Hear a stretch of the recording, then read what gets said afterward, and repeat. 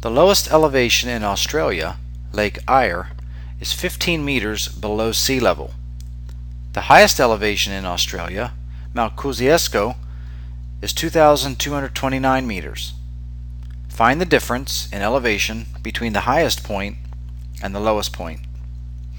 So first let's find the highest point in Australia. We're told that that's 2,229 meters above sea level, so we denote that with 2,229 being positive. And we want to find the difference, which implies subtract. Find the difference between the highest point and the lowest point, and we're told that the lowest point is 15 meters below sea level, denoted with a negative 15.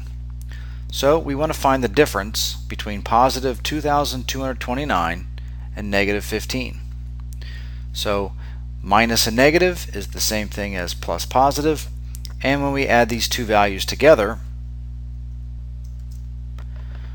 we get 2,244, and the units would be meters. So the difference between the highest elevation and the lowest elevation in Australia is 2,244 meters.